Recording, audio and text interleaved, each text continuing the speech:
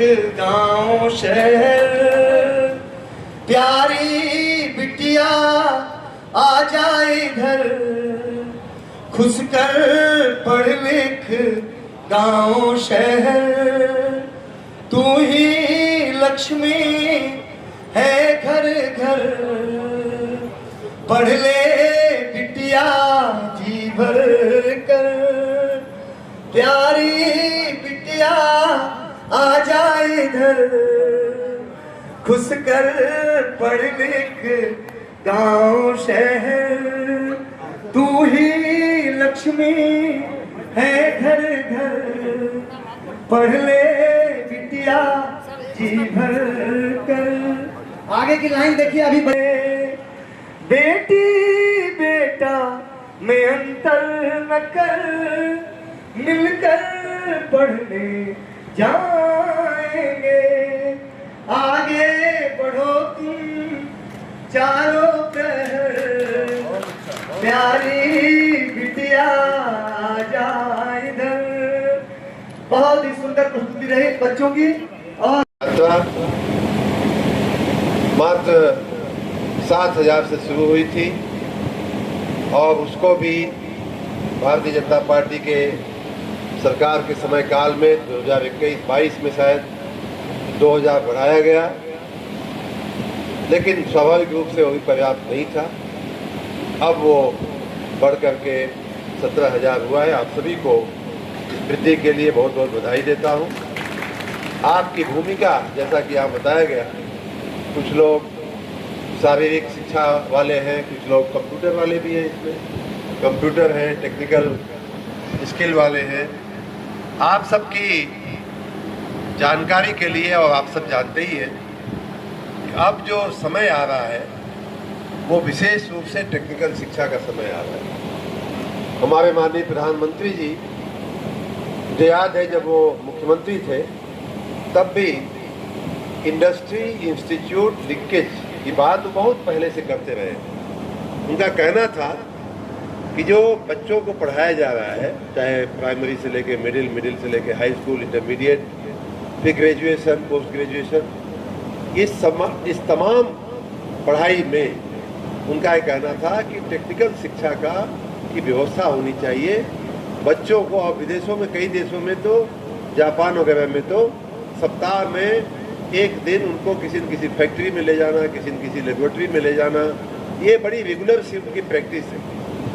और vocational training जिसको कहते हैं, स्किल जिसको कहते हैं, वो बहुत ही महत्वपूर्ण एक विधा, बहुत ही महत्वपूर्ण एक क्वालिफिकेशन मानी जाती है।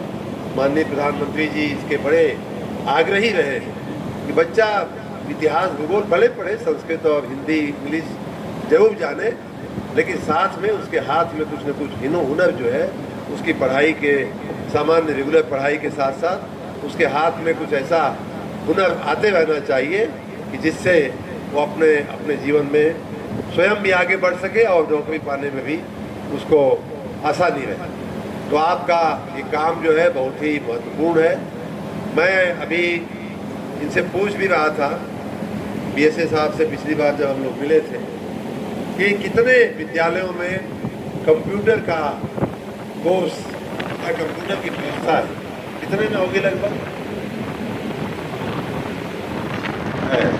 चलते हैं ठीक ठाक, तो उसको बढ़ाना चाहिए और उसमें कहीं हम लोगों के योगदान की आवश्यकता पड़े तो अवश्य बताइएगा, क्योंकि मैं मानता हूँ कि आज के समय में कंप्यूटर एक बड़ी बेसिक सी आवश्यकता हो गई।